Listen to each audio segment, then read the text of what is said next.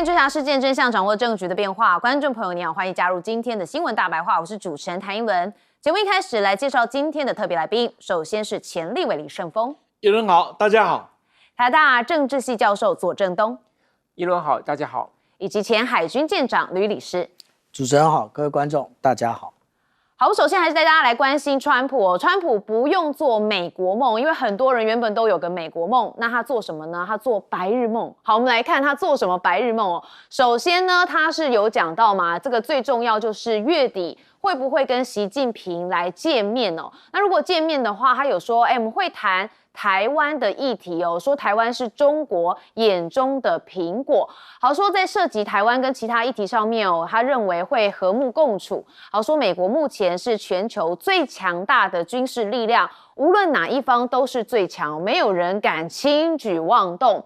好，那当然哦，他后来又马上的话锋一转，又讲到说跟习近平的这场会面有可能会取消哦，所以他就说了，我们将会有一份公平协议，认为这次的会谈会非常成功。那他也说，很多人都是引颈期盼，确实一轮也非常期待会谈什么，但他又说，会谈也许不会发生，情况可能有变。他说，有人可能会说，我不想见面，气氛太僵了，但实际情况并不糟糕。所以不少人是解读说，该不会川普又塌口了吧？会见习近平是不是还没做好准备？好，但看看哦，10月底到现在已经是2个礼拜不到的时间哦，到底会不会见面哦？现在还是满满的未知数。但是呢，川普对于稀土这件事情非常的心心念念哦。他说这个跟澳洲总理艾班尼斯不是签署了总额85亿美元的这个矿产还有稀土的协议吗？他就认为说1年之后，哇，我们的稀土会非常多。我们大家听一下。Relationship, we've been working on that for quite a while. In about a year from now, we'll have so much critical mineral and rare earths that you won't know what to do with them. They'll be worth about $2. 好，他说1年之后他们的稀土会非常多，但是之前我们在节目上也有谈论过，其实稀土多不是重点，重点是技术要怎么提炼成稀土的关键的部分哦。好，那网友也吐槽啊，说15年前奥巴马执政的时候也曾经这么说过，但15年后你看还是要依赖中国大陆的稀土嘛。好，那川普跟澳洲签了稀土协议还不够哦，现在有彭博报道说，有美国资金支持的矿产投资公司也警告说，华府其实必须要在关键矿产项目上面投注超越北京的资金，才能挑战中国对全球供应链的主导地位。好，那美国推动稀土去中国化现在最大的一步，强调稀土是战机、导弹、电动车跟半导体制造的关键材料。其实也直言说，就算能在盟国开采，离不开中国的加工链，所以仍然是难摆脱这个依赖。那川普也在开轰哦，说如果中国婉拒了这个协议，11月起关税就会达到155%。好，所以大家就很期待哦，接下来2个人会不会谈，又谈了什么问题？好，持续带大家关注。但是稀土这件事情，我们要看到中国这边也在出招哦。我觉得中国的招这个也蛮有趣的，他是认为说你要买稀土就要先学中文吼。它这个稀土出口管制公告的第6条就规定，境外特定出口经营者申请2用物项，也就是民用跟军用，就说现在是稀土的部分，出口许可的有关文件都要以中文为准。好，这是认为被再出招。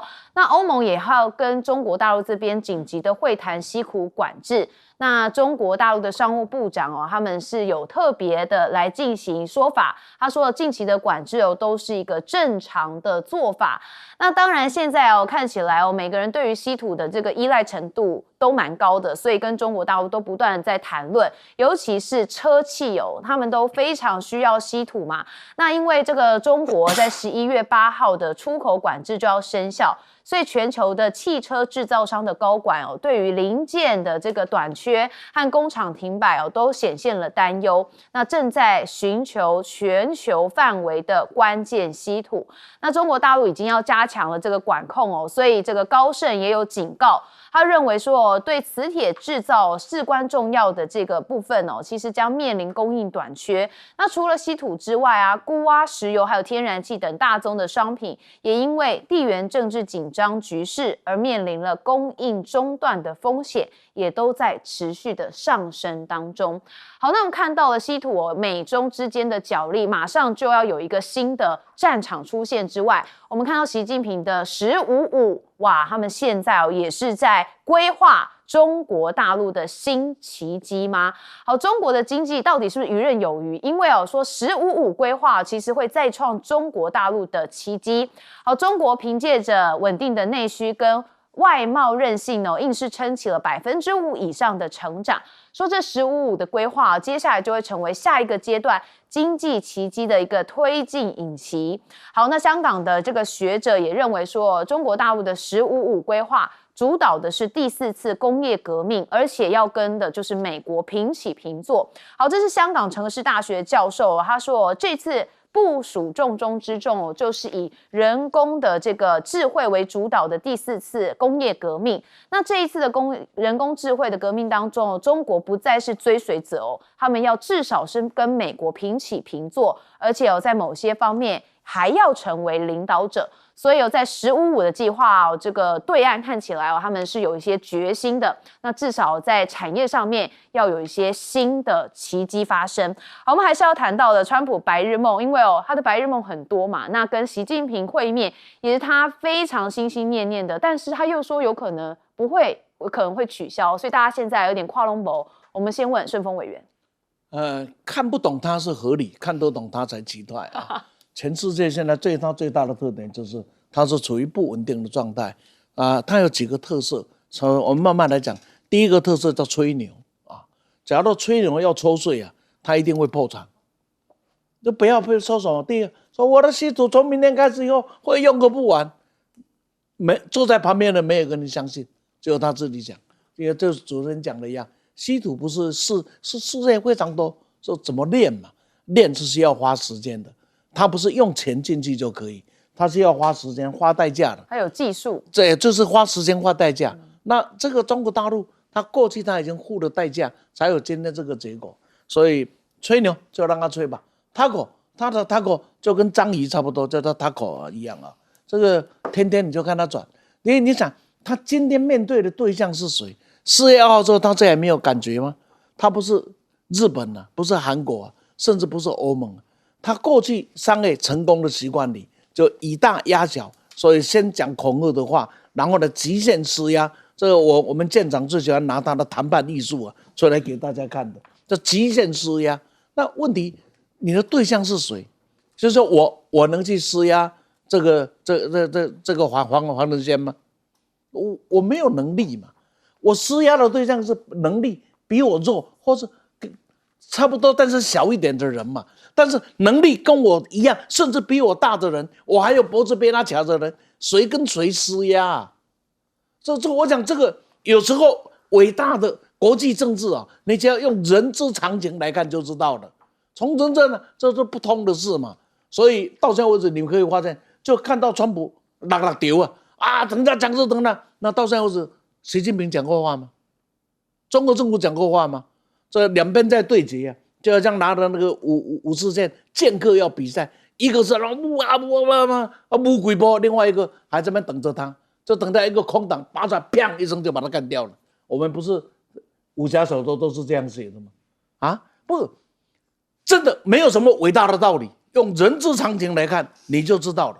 再过来看，中美的问题不在于关税有多少，也不在于稀土要不要管制，那是技巧性的问题。从新德里这个马德里会议之后，我们就可以发现到了，这当时的何立峰撂下的那一句话，本来要3天2天就结束了嘛？为什么？他说现在我们最重要是中美之间的框架要先建立，什么意思？中美之间有这么多的哩啦啦的问题，你来一拳，我来一脚，什么时候会有结论？永远就在那边扯来扯去。所以中国大陆要么就我们一臂齐攻一役，那就是中美之间竞争继续建在一个框架上，在这个框架里面斗而不破也好，在这个框架里面我们大家互相可以讨论的框架，这个框架定了，一切都好做。这个框架是什么？那我们再来看看川普讲的，会把台湾问题拿出来讨论。这个框架是什么？这个框架就是兰德公司对美国的几个建议嘛。这个建议里面，其中有一条就是对台海的建议，是美国要激励中国用稳健而和平的方法解决统一的问题。这是美方的智库，而且是相当重要的智库兰德公司提出来。这一些里面都告诉我们一个事情，就中美之间已经进到了台湾被放到桌上的问题上来了。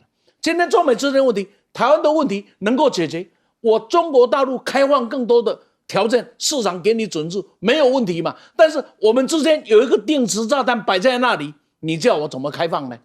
定时炸弹拆除了，所有的事大家就好说。这一点呢，可能川普比较对。最后我讲一个，就是1515计划的问题，请大家特别注意。过去大家都认为这是老共的宣传啊，公共的年了，是不是？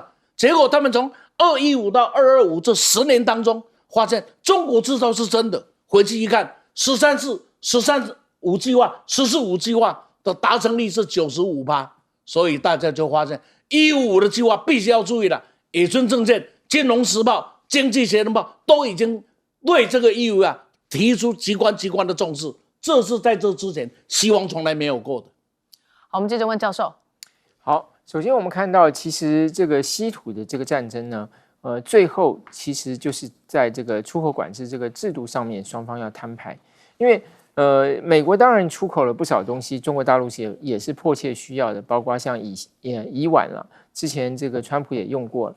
那同样的，中国大陆的稀土出口到美国，美国以及其他西方国家也会有一些电子产品出口到中国大陆，那是中国大陆需要的。所以如果双方停止了稀土的交易，那么中国大陆同样也会受害。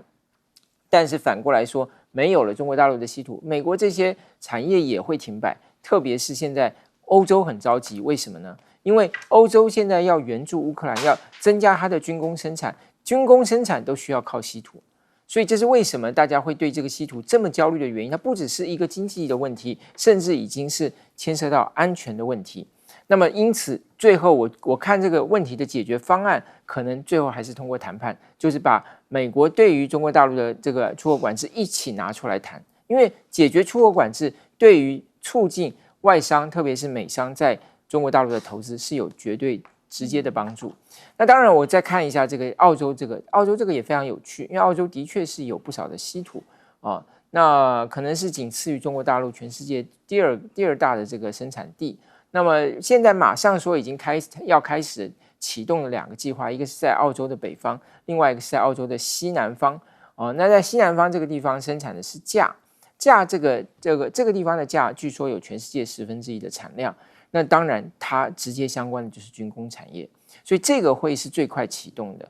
那双方也都同意，就是说未来6个月要投资10亿美元啊，双方各投资10亿美元。而且美国的进出口银行已经向澳洲的7个公司都这个签了这个所谓备忘录，那准备要提供贷款，那来这个开启双方的这个合作。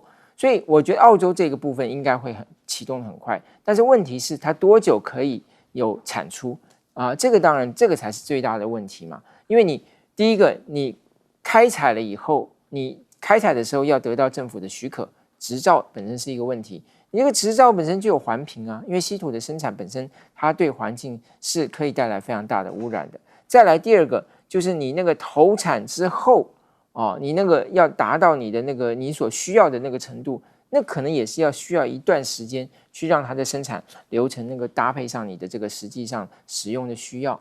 所以从这个取得执照开始投产，产出来符合你的需要，这个真的是需要一个比较长的时间。所以这个是澳洲最要面临的问题。当然最后一个就是价格问题，因为过去稀土太便宜，所以你现在要能够跟中国大陆的稀土竞争，那你又要能够让这些工厂能够赚钱，企业能够赚钱，所以他们现在都有地板价。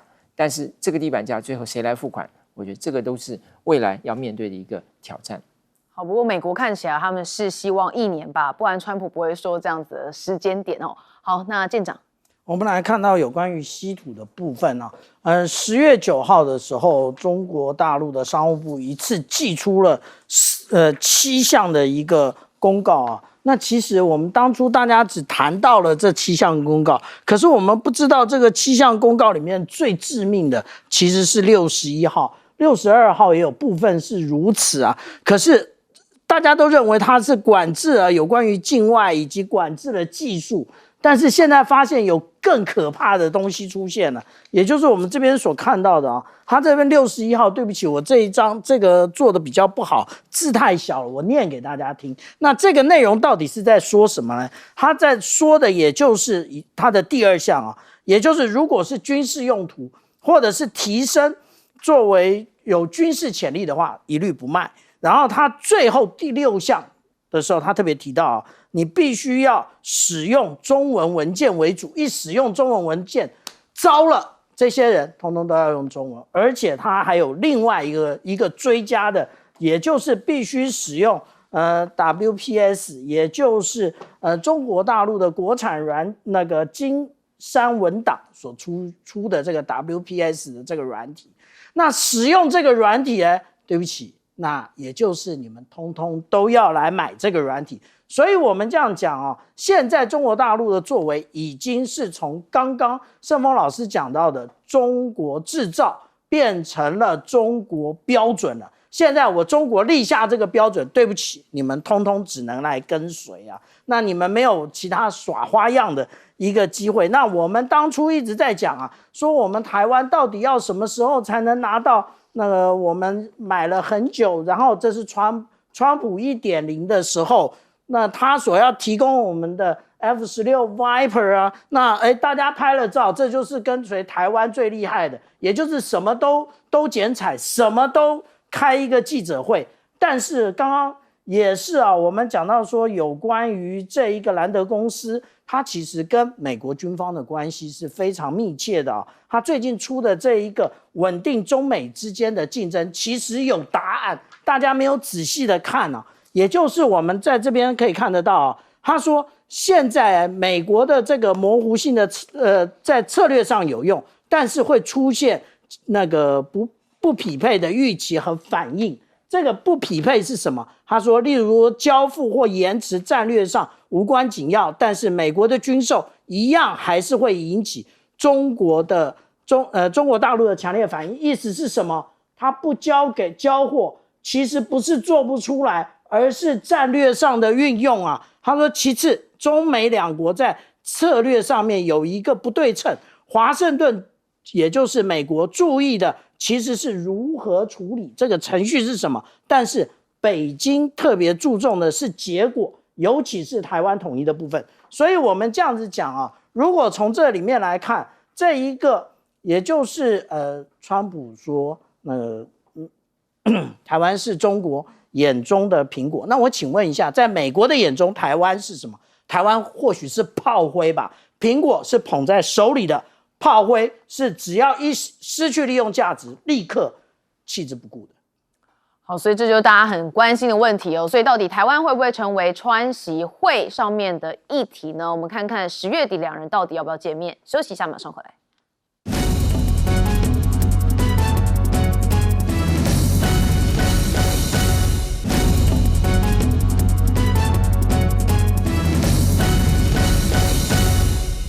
好，川普政府大家说最近有个新口头禅吗？好，怎么回事我们看到就是17号泽伦斯基他不是到白宫来做客嘛？结果国防部长也就是他们战争部长赫格塞斯打了一条配色神似俄罗斯国旗的领带露面大家看到这个真的蛮像俄罗斯国旗的配色。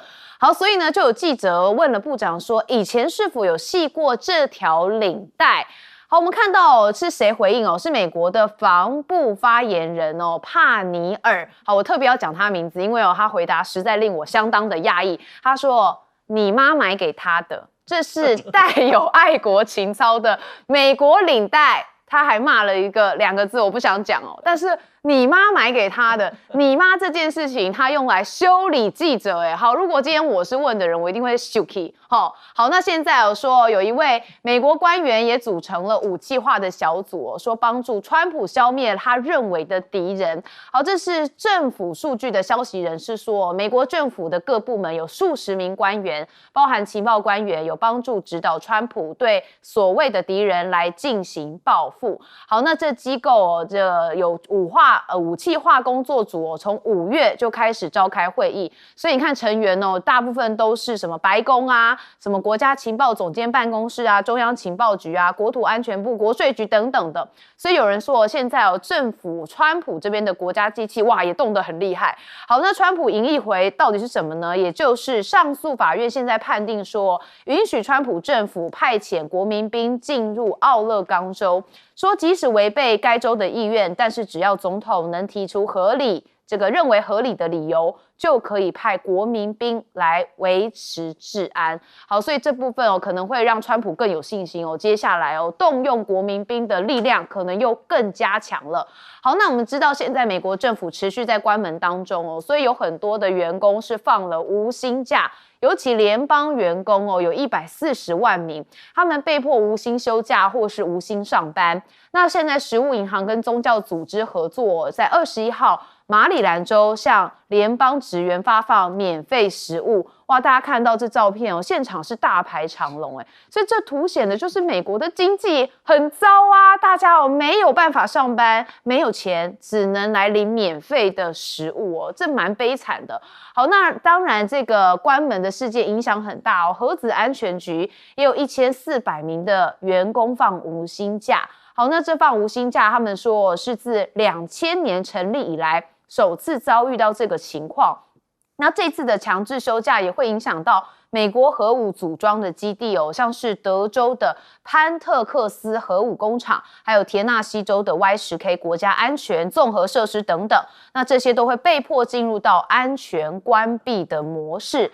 好，那白宫国家经济会议的主席说，政府关门可能有解了，因为他们在参议院的朋友们认为，在无王集会举行前要重新开启政府。好，对民主党而言其实不是好事。那现在集会结束了，所以本周情势有望可以突破，所以希望能够让美国的政府停摆，赶快的来结束。好，那川普呢，现在有很多的事情要做，其中也包含了他们的白宫东翼。好，因为部分已经夷为平议，要做成什么呢？是说豪华舞会大厅。好，所以大家看到这个画面就是夷为平地的画面。好，这个宴会厅的建设费用超过2亿美元说这个资金来源是数十位的企业高管资助。好，但是这样的涌入引发了学者担忧认为说这是富豪争取接近总统的一个最新方式。好，那《华尔街日报》则说，这个毗邻白宫，堪称白宫第一排的财政部这个大楼有指示员工不能分享工程建设的照片。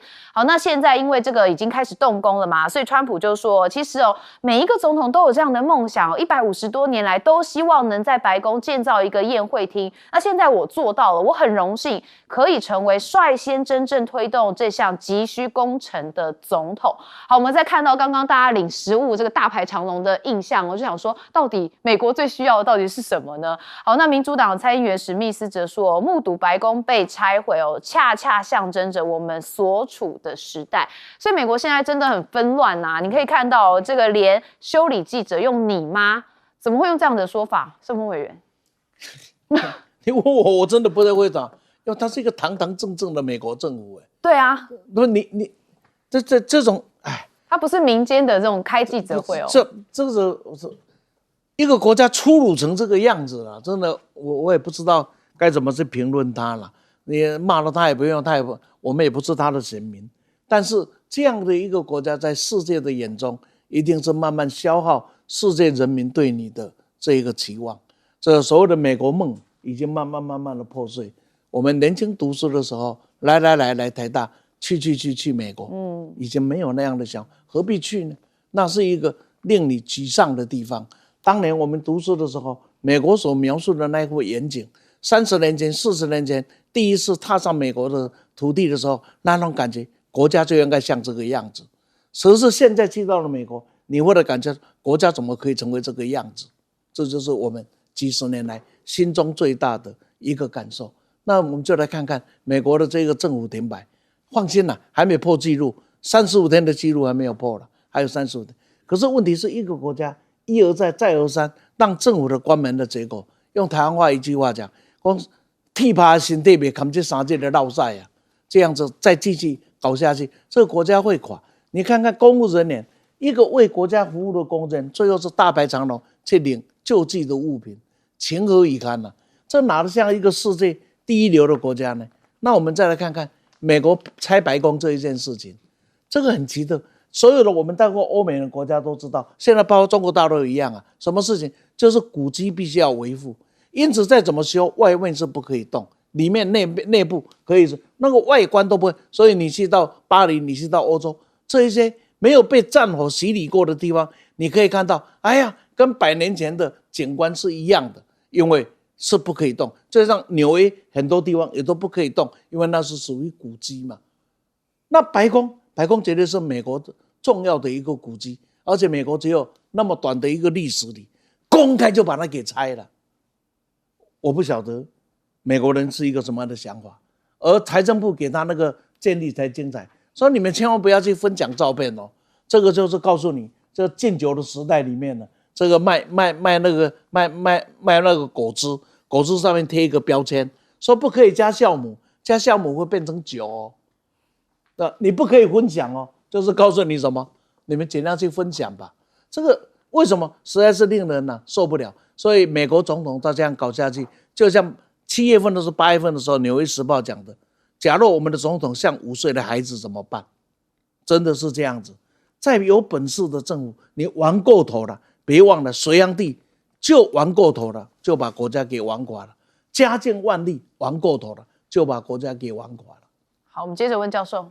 好，这个在这个政府被冻结的情况下呢，也不是所有的部门都拿不出钱来，但是这些钱拿出来也看到了它的这个另外的问题。第一个拿出钱来的地方呢是农业部，为什么呢？因为现在农民要急着等纾困。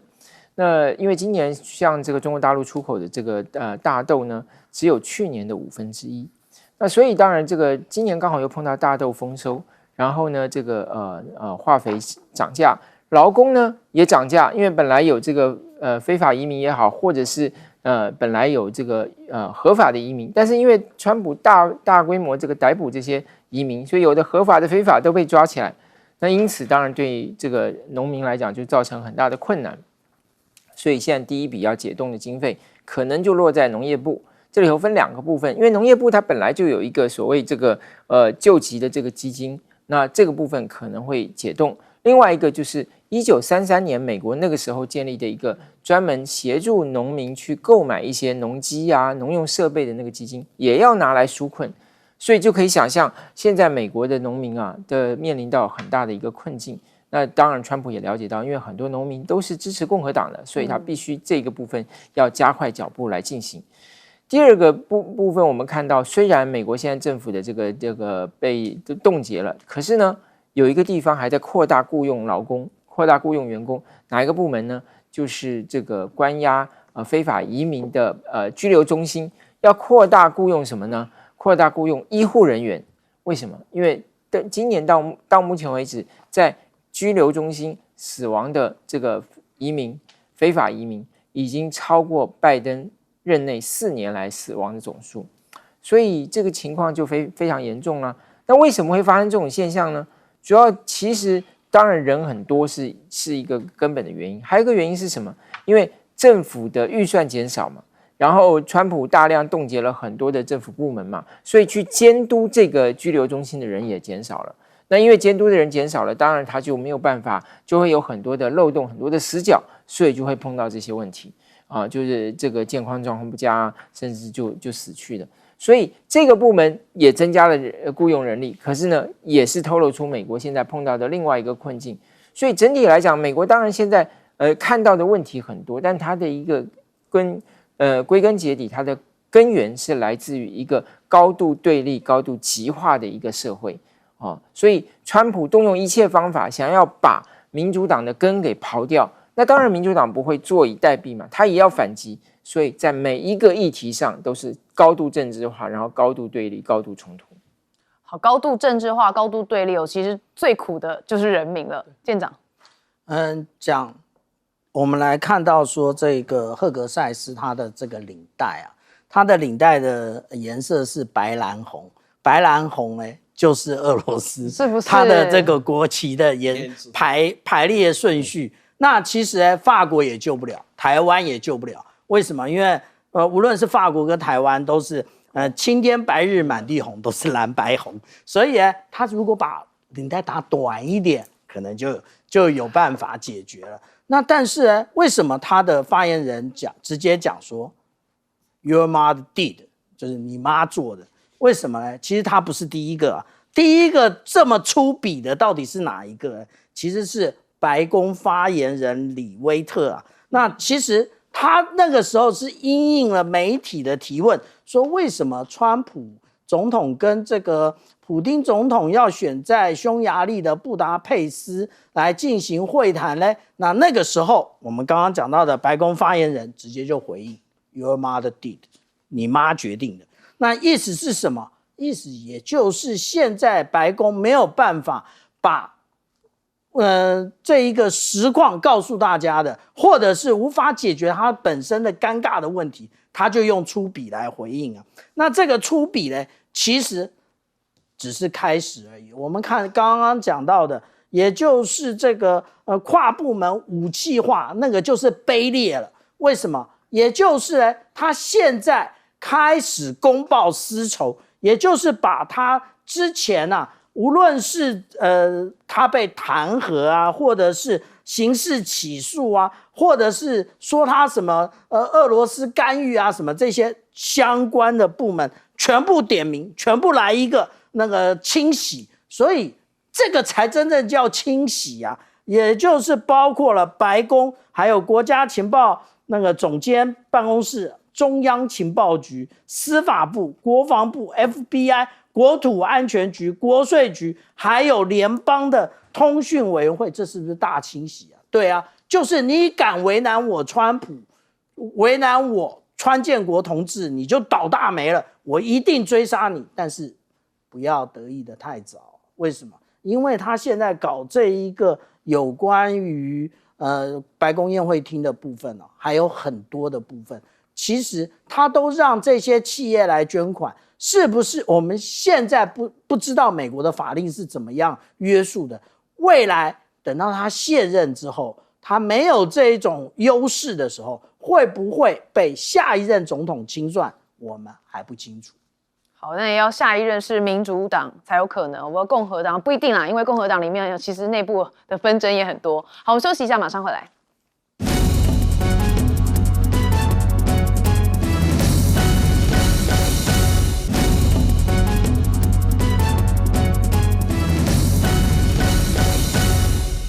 好，外界关注川习会不会在 IPAC 上面有场边会，但是现在连川普跟普京之间的川普会也告吹了吗？好，我们看到就是这个美国跟俄罗斯的双方包含是拉夫罗夫跟卢比欧好，就根据 CNN 的报道说，其实呢，他们的布达佩斯会议在敲定之前他们两个人的会谈就已经宣告破裂但是并没有透露两国推迟会谈的主因。好，所以是不是也因为会前会没有办法有一个非常达到共识所以有可能跟普京的布达佩斯峰会也会告吹。好，川普现在给了一个讯息，我们先来听听看他怎么说。Mr. President, the meeting with Vladimir Putin is canceled or put on hold. Do you know what happened there, and does that affect your decision whether or not to send tomahawks? No, I don't want to have a wasted meeting. I don't want to have a waste of time, so I'll see what happens. But I think Putin wants it to end, and I think Zelensky wants it to end, and I think it's going to end. 好，那如果战争要结束要多久呢？哇，恐怕没人可以给一个答案好，所以呢，也有人说，是不是因为川普无法逼乌克兰就范所以现在干脆都不见了。好，那当然看完了这个部分，也要来关心说欧洲内部也是蛮分歧的。现在因为谋求乌俄停火嘛，所以欧洲也准备要提方案，让川普当和平委员会的主席这是路透社引述了4位欧洲外交官指出说目前呢跟乌克兰之间的这个战火，因为呢希望这个战线停火，所以敦促美国要继续保持核心地位，所以呢他们就有成立说要有一个和平委员会，那就由川普来担任主席，那负责监督拟议方案的一个实施。那川普现在也施压说乌克兰要割让这个领土马克宏受访的时候被问到有关川普跟泽伦斯基会面议题他则是认为任何有关乌国领土的谈判，他觉得只能由泽伦斯基来处理，因为乌克兰要为自己和领土来做出决定。好，那德国现在呢，国防部也说了，他们要向这个买欧洲的战机，斥资的是37.5亿欧元，那买的是20架的欧洲产的台风战机。好，德国的这个举动被视为是支持欧洲的防务自主，也象征要减少对美国的防务体系的依赖。所以现在看到整个欧洲的局势还有这个乌俄战争的局势感觉这个战线有越拉越长。好，那是不是川普就干脆转头我看上的就是亚洲就好了嘛？所以你可以看到这个，因为川普要到 APEC 嘛，所以他会先到日本这边会天皇，也会跟新任的这个首相高市早苗来谈投资什么？就是军费。好，说在10月27到29会访问日本。好，那希望呢把这个防卫开支提升到 GDP 的3.5%。好，那当然也会希望跟这个高市早苗见面所以我们看到高市早苗也说，跟美国是同盟关系是日本外交跟安全的基石尽快跟川普来进行会面，要推动一个双向的关系。好，那当然现在有可能会跟习近平见面嘛，不过耶伦也不确定因为看川普这个说话反反复复的。好，那这个是不是也在跟习近平见面之前要施压呢？因为美国在确定谈判时间跟地点之后，就发现说有2支航母战斗群同时的驶入了中国的近海，这被外界视为是一种以武逼谈。所以根据 Newsweek 的报道这个美国的航母群行动仅为例行行动，并没有任何的意图。但是我们也要看到说，解放军现在也试飞了大型的隐身无人机那这是美国的军媒爆料说，中国日前进行了新型隐身无人机的试飞活动。那推测该款的无人机有可能是无人版的轰20。那这款大型的隐身无人机将会是支撑中国新时代战略空权的一个象征。那看到南韩也是有军方证实，北韩在今天上午向日本海发射了一枚弹道飞弹。南韩军方也正在分析说这个飞弹的型号以及飞行的距离。那嚇阻北韩核武，所以南韩防长也有呛瞎说，我们今年底要部署玄武5型的弹道飞弹。所以看到整个局势不管是亚洲还是乌俄战争恐怕川普都没办法调停。好，我们一样先问顺风委员。一样，他是没有办法，而且自私一分，把整个亚洲会搞得更乱。很简单，我们来看几件事情。正在衰落中的美国要带领一个被驯服的日本，再加上一个被宰制的韩国，要去对抗一个独立自主的中国。你们看这办好了，几艘航空母舰战斗群再来吧。别忘了，那就在1953年韩战签署停战协定的时候，彭德怀的那一句话应该是蛮传神的。从此以后，西方再架了几艘的战舰来到了东方的海岸线，然后呢架了几尊大炮，就征服一个国家的历史已经过去了。我想1953年是这样说，2025年的今天更有底气说，来玩玩可以，不要搞真的，因为那已经不是你的了。中国的无人机能力应该大家都很清楚的，不要管它的，不止它的中程僚机，它有多强的力量，这独立的战斗轰炸机也有它这样，几乎已经快独步全球了。这个部分大概想要跟它比较都很难，只是我们有一个感受，这个第一个呢，弱国自己要小心，不要成为棋子。乌克兰，当你甘愿成为棋子的时候，你就必须要知道你的命运随时会被宰制。到今天是如此，台湾能不谨慎乎？日本也不要这么摇过久，因为这是一个少数决定的我们讲叫苟合政权，这维新会跟自民党要折在一起，就像当年的社会党跟自民党合起来，日本把它叫做苟合政权了，一样的道理，这也是苟合政权。这能够撑多久？撑不久，撑不久就好好把内部给搞好，不要在这里来搞事。记住一件事啊，高市你事，那就是台湾有事，没有你日本的事。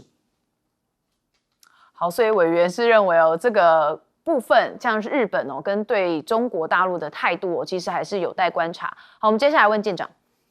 有关于航空母舰打击群为什么会齐聚在这个中国大陆的沿海附近其实很远了。第一个，尼米兹号打击群尼米兹号打击群之前在哪里？它之前在波斯湾这边，它现在看起来波斯湾已经没有像之前那么紧张了。那当初尼米兹号来也只不过要环游世界而已。为什么？因为 join the Navy to see the world， 加入海军环游世界嘛。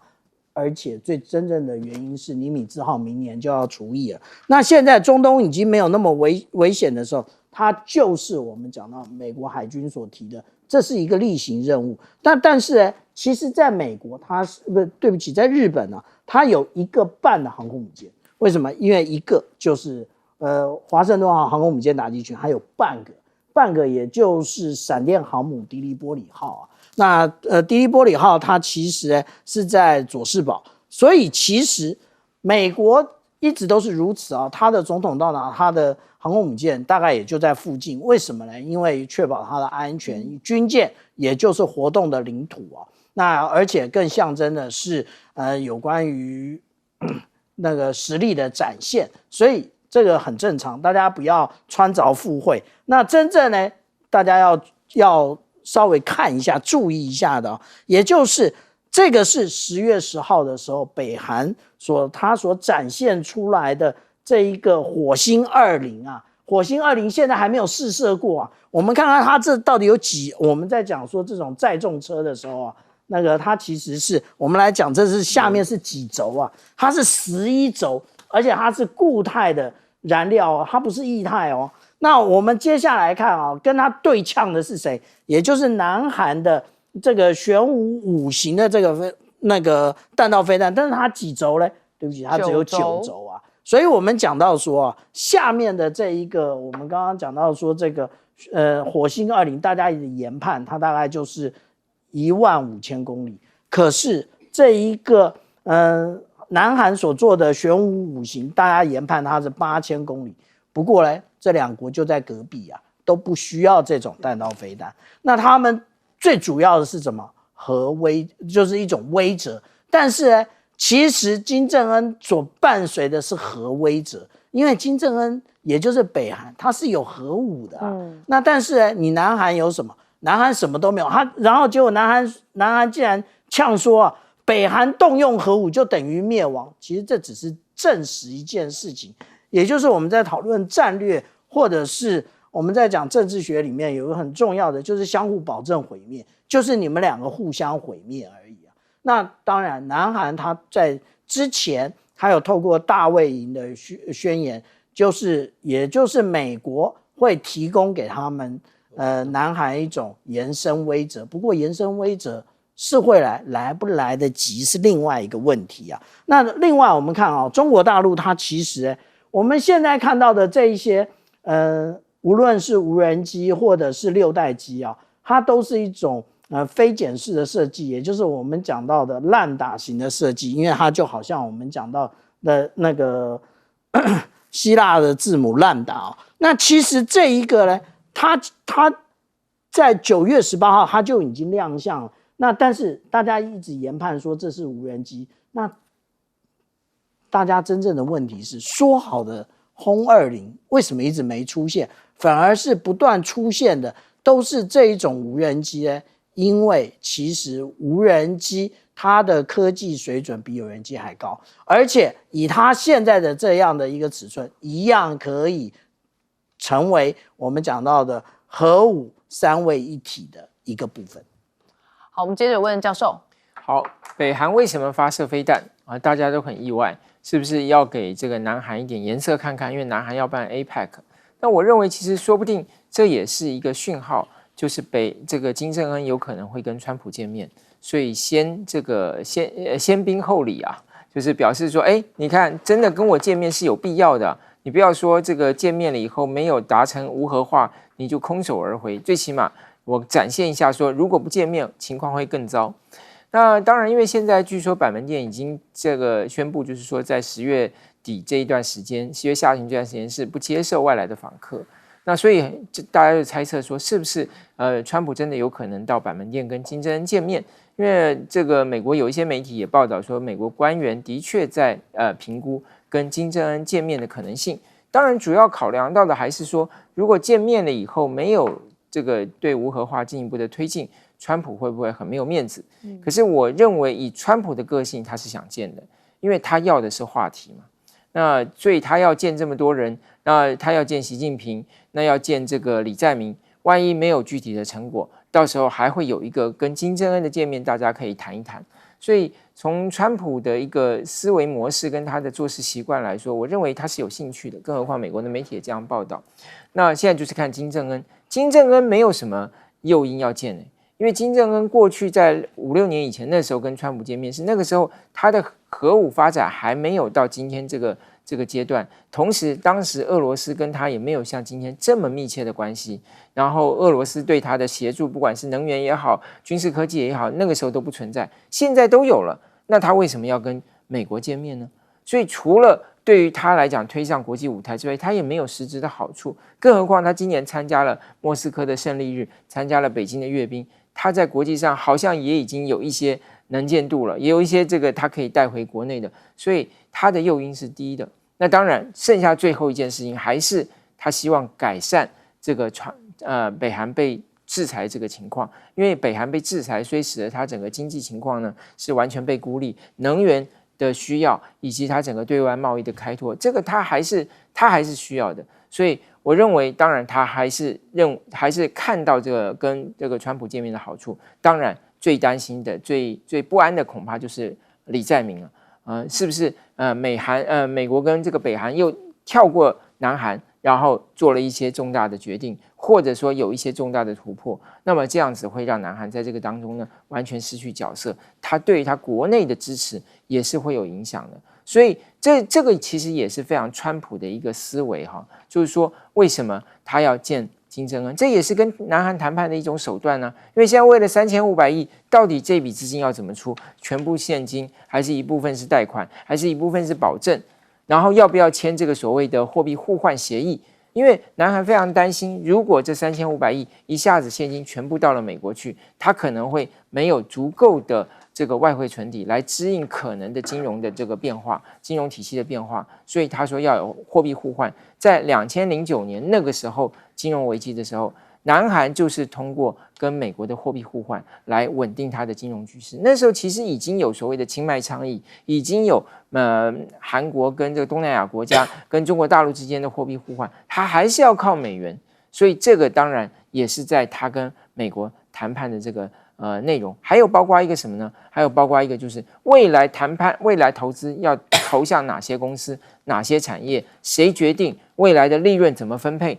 这个当初美国跟日本谈的这些内容揭露的时候，也对当时的这个日本首相这个石破茂带来很大的冲击啊！大家说哇，你这个谈的这个结果，简直就是把日本的这个利益就要拱手送给了美国，所以他也要避免这样子的事情发生。所以这个当然他不敢轻易的让步，可是现在这个川普等于可以用北韩作为一张牌。